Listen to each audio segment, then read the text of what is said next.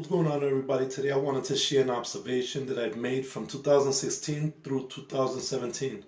One day you can either choose to research or one day you can choose to berate and disregard, but ultimately the choice is yours. Now, for the past year, the right has been promoting the idea that the left is exclusively intolerant and exclusively racist, in order, of course, to entice people into making a transition from the left into the right, with nothing more than what I believe are false narratives and willing subjects looking to monetize, such as Candace Owens, who has a history of screaming racism since 2004, and a person that Charlie Kirk didn't mind appointing as field director for Turning Point USA, less than 6 months after she came out promoting identity politics on Facebook against the left, depicting African Americans in the left as slaves and rape victims as victims of regret, and whose supposed awakening, by the way, was the result of a singular experience that she had with social justice warriors when it was discovered that she was creating a doxing site that allowed its users to post the personal information, address, and whereabouts of kids who committed thought crimes online, and encouraged others to find and publicly shame them. Her site Social Autopsy was then shut down, and because she's good at wordplay and semantics, she went online and screamed racism and once again became an overnight sensation for the right. To reinforce this lie that she started, right-wing outlets then recruited Brandon Straka, the founder of the Walkaway movement, who is promoting the idea that now the left plays an exclusive role in promoting negative rhetoric. But I'm here to tell you all, as a day one Trump supporter, that couldn't be further from the truth. Now, I'm nobody special, nor am I a celebrity or a beautiful black woman that the right can use to destigmatize themselves after they were inconspicuously spreading Hispanophobia right under our noses in 2016, leading to the rise of Antifa. Nor am I a gay white male that can be used to reinforce the narrative that the left is exclusively racist or phobic. But I am a person who's been proactive since day one, championing for Donald Trump as one of the most loyal, fairly reputable information warriors on Facebook that has received millions of views. Now, I know for many of you, just mentioning Facebook should lead to the question, is this a joke?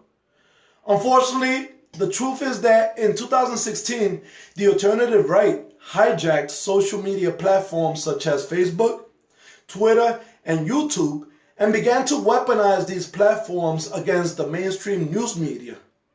Hence why Donald Trump is constantly screaming fake news, because he uses a lot of them as reference points. Now, if you think the president cannot possibly be that susceptible to fake news, let's backtrack a little and let's remind ourselves that Donald Trump praised Candace Owens as doing very good work. Now, here's the problem with that claim. That every single video that Candace Owens has made on her YouTube page appealed to an audience that didn't mind seeing her target African Americans, questioning the experience of rape victims, or calling on white people to shed their white guilt associated with the KKK and slavery, because as she also stated, she just doesn't care. Now, it was this revolutionary cyber approach to politics that was directly attributed to why Trump won. And the left thought, of course, and still probably believe, that it was the Russians, but it wasn't. It was a strategic coordination between different right-wing news and information outlets willing to spread the same narrative. At first, I couldn't put my finger on it. Then one day I ran into a term known as right-wing populism. And as I read through a summary detailing the agenda of the right-wing populist movement in Europe, a light struck in my head, and it all became as clear as day. Right-wing coordinators here in America ended up adopting the seediest elements of the right-wing populist movement or agenda and incorporated it here into American politics. Now, I don't expect anyone to take my word for it, but let's look at some researchable similarities between Donald Trump's America First agenda and the rise of populism and thereafter ethnoracism in America after 2016's presidential election. First, I'd like to highlight that although this movement terms itself as right-wing populist, which promotes the idea that it's working as the voice of everyday citizens, it omits language to explain that it also promotes class conflict through ethnic and racial and cultural polarization. Now, there are a couple of clear and obvious shared objectives between right-wing populism in Europe and the one presently here in America. The first being opposition to immigration, even if it's legal and especially when it's from a Muslim country.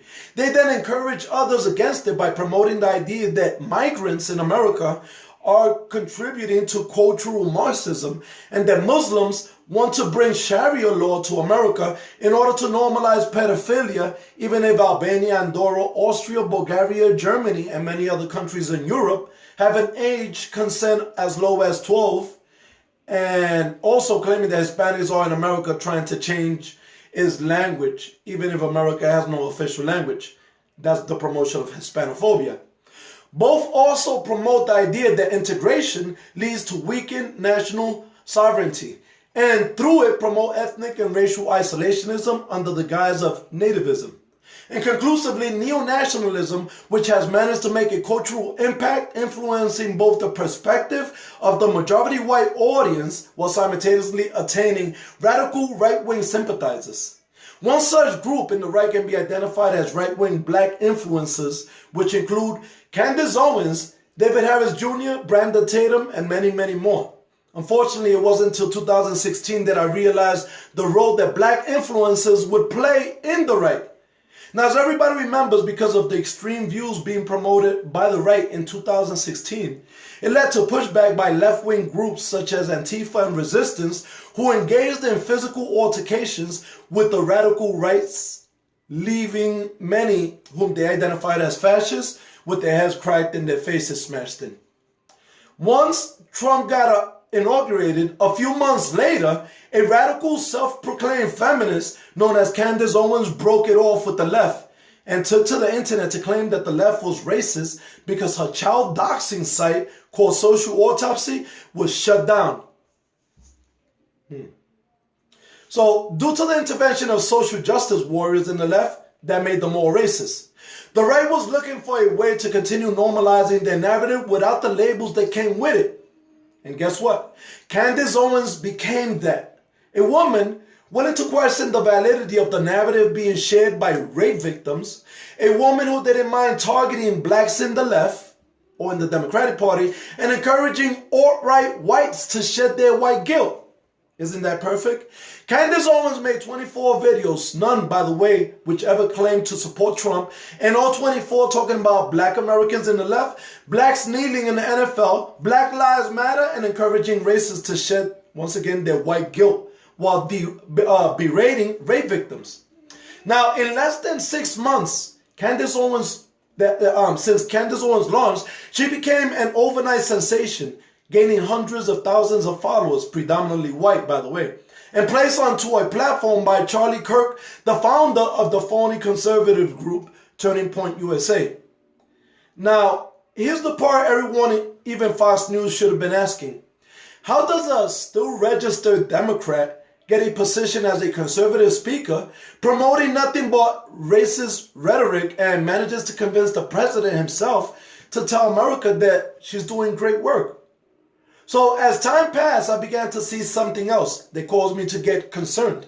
Even though African Americans were being popularized by their audience, predominantly white, people of Hispanic descent appeared to be almost intentionally overlooked and omitted out of all of the right-wing platforms.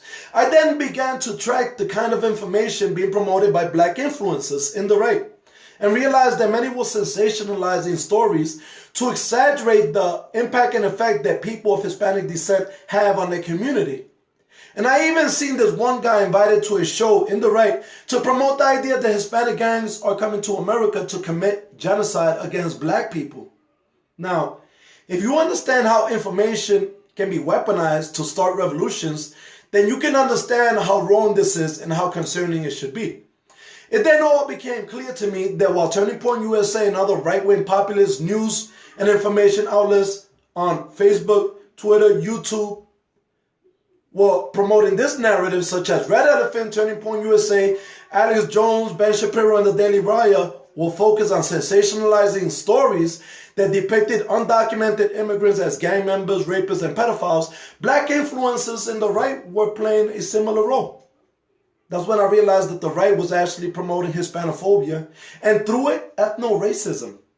My conclusion can be disputed at any point, but ultimately, what cannot be disputed is that this rhetoric led to 2 Hispanic women being berated by a right-wing Trump supporter, some Trump-supporting lawyer in New York known as Aaron Schlossberg, who started yelling at them saying, "This is America, speak English," and telling them he would call ICE, to which both women replied in English, "We were born here, asshole."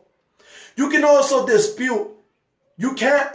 cannot dispute that another Puerto Rican woman was verbally attacked and told to go back to her country for wearing a Puerto Rico shirt in a public park in Chicago, Illinois, while a police officer stood by and allowed the woman to be harassed. And the woman was pleading for the officer's help, and he did it. The officer was forced to resign. You also can't dispute that in 2017, a Hispanic American man was pushed into the train tracks by a black Trump supporter wearing a Make America Great Again hat in New York City. Now, understanding this, can you really challenge my conclusion in believing that there's still a possibility that even though this never happened at any other point in time since the racial tensions between blacks and whites of the 1960s, that only after 2016 has Hispanophobia and ethno-racism began to show its ugly head, but it's due to coincidence? And this is why I'm here to tell you that the walkaway movement is the great right lie, the biggest lie ever told.